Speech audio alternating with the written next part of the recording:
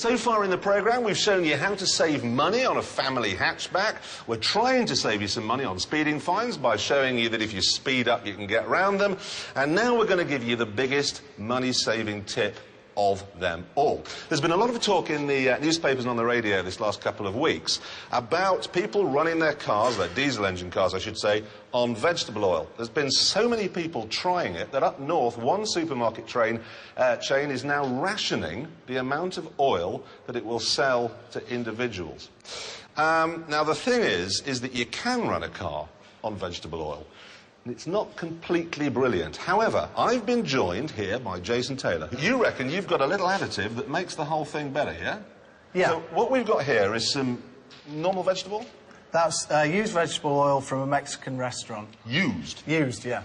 Why used? Well, we find it gives it a bit of better power to the engine. Really? So all these bits, we have to strain those out, obviously, so put that over here, one of these J-cloths, OK?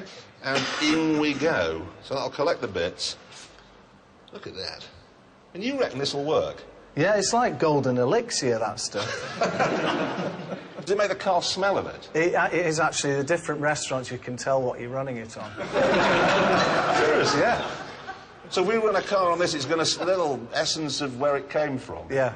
OK, that's in there like that. Fine. Now, what have you worked out you have to add to that? Right, well, just to make it a bit more runnier, you add a solvent, and for this experiment, we've got a non-kerosene-based white spirit. OK. It has to be non-kerosene-based for tax reasons. OK, and how much do we have to put in? In a litre, in 97 millilitres of vegetable oil, put 3 millilitres of that in there. So that's about that much. OK, let's just get that, pull that over here. OK, so we add that. OK, and then we whisk it up. We get it all well, nice and actually, you don't really need to whisk it, but... So is that ready to go now? That's ready to... Well, no, you should let it stand for at least a week or so. And how much does that cost for a litre? About 3p plus the tax. Oh, you have to pay tax? But if you didn't tell the Customs and Excise, that's 3p. If you do tell them... You have to tell them. OK, of course, you have to tell them. You have to tell them, right? And how much are they going to charge? 26p, but check with your local Customs and Excise office. It's about 29p a litre. You've got to fill a couple of forms in. Yeah. 29p a litre. Let's just run through. Do you have to modify the engine? No. Just any old diesel will do? Yeah. And it's fine? Yeah. Performance? The same as diesel, maybe even better. And you reckon we could tip that into a diesel car? It'll work? Yeah. Got to give that a go, haven't we? This is a Volvo 740. In the front, there's a diesel engine, and in the tank at the back, nothing. It's empty. Listen. Start the engine.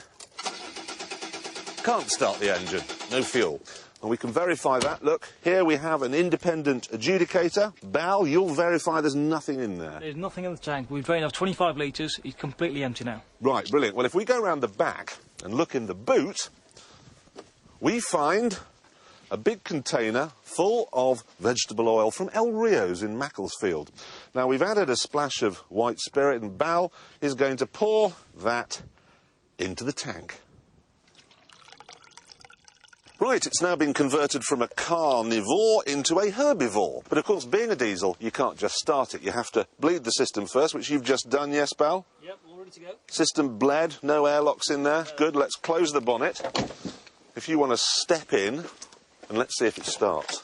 If it does, I shall be astonished.